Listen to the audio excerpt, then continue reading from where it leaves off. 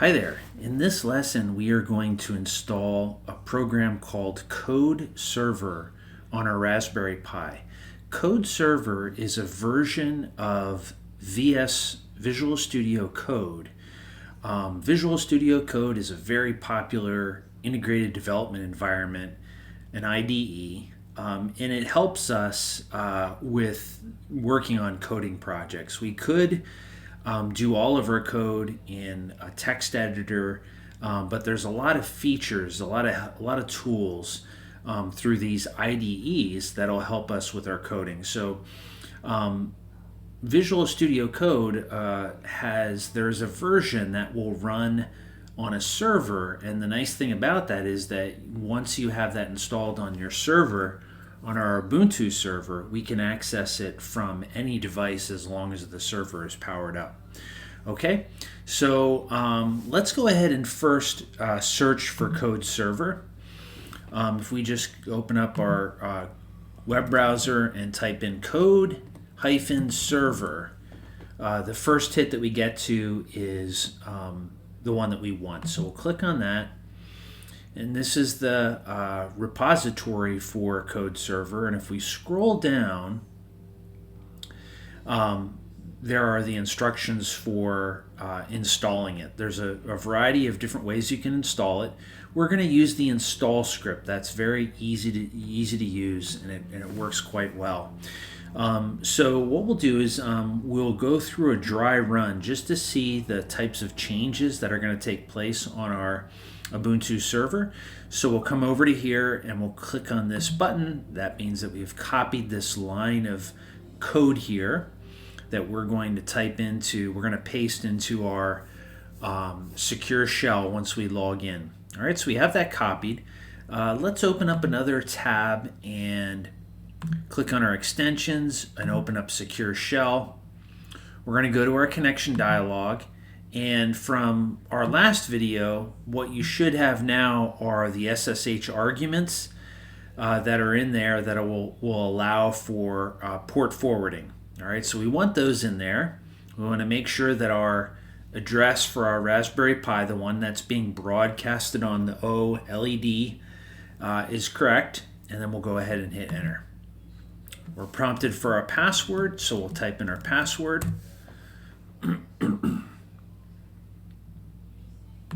And here we are at our command prompt. So we'll go ahead and paste that line that we got from the GitHub repository. Now, on the Chromebook, if you're using the touchpad, the way that you paste is just by double tapping with both fingers. This is how you would do it in Secure Shell. And you can see that line that we copied is there. We're going to go ahead and hit enter. And this tells us, it hasn't installed it, it's just saying, hey, if we go ahead and run this without the dry run argument at the end, this is what's going to happen to our system. So I think we should probably be okay with that. If we wanted to make any changes, we could manually install it, but we'll go ahead and install it just from this script. So let's go back to the repository, and now let's go ahead and grab this next line to install and run. We're going to copy this. We're going to go back to a secure shell. I'm going to go ahead and clear the screen. I do this from time to time just so that it's not cluttered. And to do that, the command is simply clear and then enter. Okay. So let's go ahead and paste that line. We're gonna use both fingers on the touchpad, and there is the line that we want to use to execute the installation of Code Server. So let's go ahead and hit enter, and it'll work on the installation.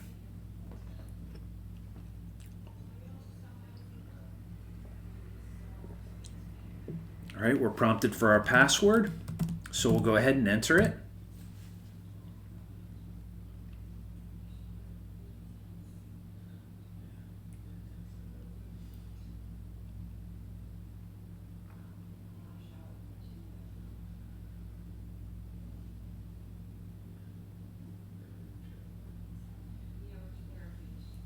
Okay.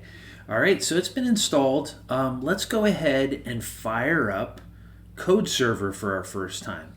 So the way that you run the program is you simply, at the command line, you just type in code-server. All right, and we'll get a message here that tells us where we can access Code Server. We can access it at http colon / / 127.0.0.1 colon 8080. So that's where this program is being served at. Remember, when we logged in, we did some port forwarding. So now this application that's running on our Raspberry Pi, we can now access it through our browser on our Chromebook, all right, by typing in this address. Okay. In fact, if we want to, we could just copy it.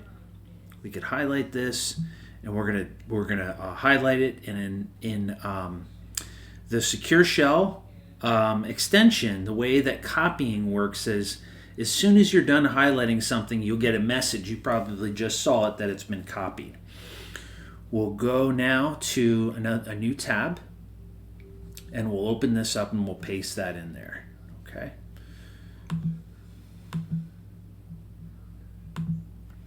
We'll hit enter, and we are greeted with a message. Okay, so it says, "Welcome to Code Server."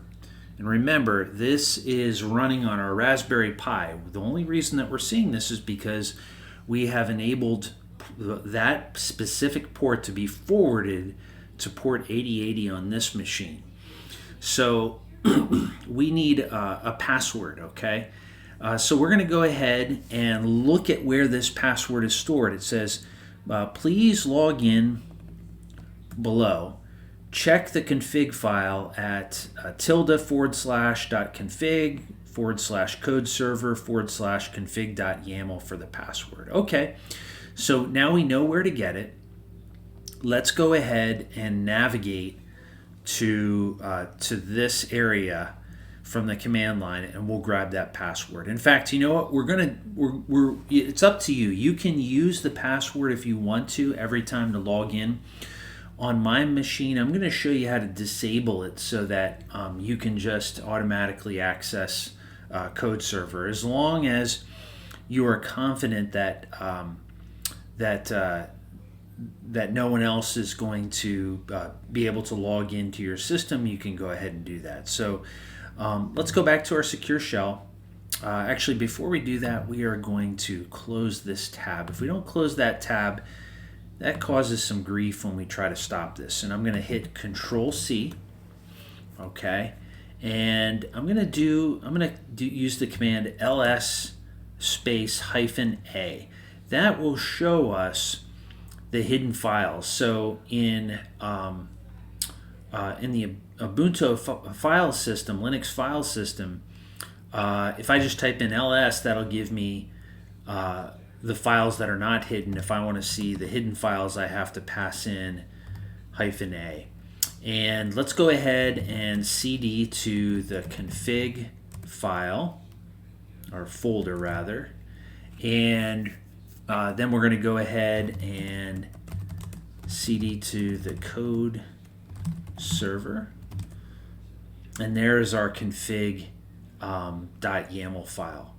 Okay, so we're going to go ahead and open this up, and we're also going to edit it. So we're going to type in the command sudo nano. Nano is one of the built-in text editors that comes with Linux. That'll enable us to edit this file, config.yaml. Okay, so here are the contents of the file, and we can see there's our binding address, localhost :8080, and for authentication, we're going to change this to read just none. We're going to type in none there. Now in Nano, the way that we save our changes is we have to press Control O.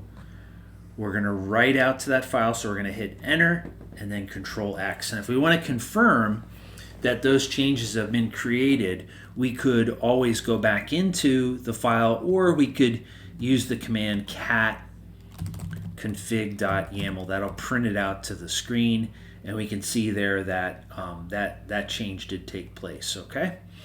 All right, so let's go ahead and fire up Code Server again simply by typing in the command Code Server. And let's go back to our web browser. And let's see what we can see now.